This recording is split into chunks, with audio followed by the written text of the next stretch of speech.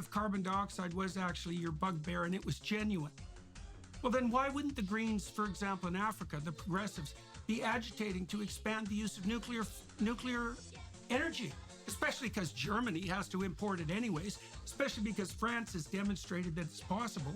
We could drive down the cost of energy with low-cost nuclear, and there'd be no carbon production. And then the poor people would have something to eat because they'd have enough energy. And that isn't what's happening. And that's one of the things that makes me extremely skeptical of the entire narrative. It's like two things. The left will sacrifice the poor to save the planet. And the left will deindustrialize even at the nuclear level, despite the fact that it devastates the poor. And that's even worse, because if you devastate the poor and you force them into a short-term orientation, in any given country where starvation beckons, for example, they will cut down all the trees and they will kill down all the animals and they will destroy the ecosystem. And so, even by the standards of the people who are pushing the carbon dioxide externality control, all the consequences of that doctrine appear to me to be devastating, even by their own measurement principles. We're trying to fix the environment. Well, boys and girls, it doesn't look like it's working. All you've managed to do is make energy 5 times as expensive and more polluting. You were wrong. That didn't work.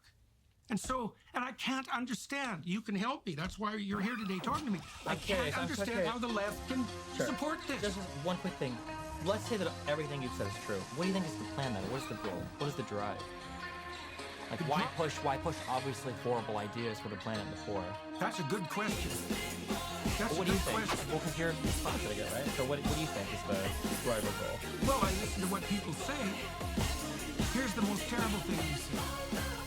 There are too many people on the planet. Okay, so who says that? I've heard people say that for 30 years. Perfectly ordinary, compassionate people. Well, there's too many people on the planet. And I think, well, for me, that's like hearing Satan himself take possession of their spine and move their mouth. It's like, okay, who are these excess people that you're so concerned about? And exactly who has to go? And when? And why? And how? And who's going to make that decision? And even if you're not consciously aiming at that, you are the one who uttered the words. You're the one who muttered the phrase. What makes you think that the thing that possessed you to make you utter that word isn't aiming at exactly what you just declared? And so that's a terrible vision.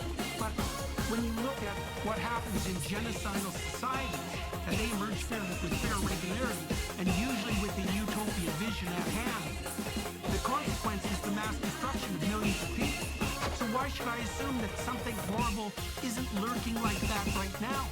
Especially given that we have pushed a few 100 million people back into absolute poverty when we were doing a pretty damn good job of getting rid of that. I just don't understand what's happening in Germany or in the UK. Like, it's insane. Like, look, man, if they would have got rid of the nuclear plants and made energy 5 times as expensive, and the consequence would have been they weren't burning lignite coal as a backup, and their unit production of energy, of pollution per unit of energy had plummeted, you can say, well, look, we hurt a lot of poor people, but at least the air is cleaner. It's like, no, air's worse, and everyone's poorer. So, like, explain to me how the hell the left can be anti-nuclear. I don't understand it at all. All right. This is something that I brought up earlier.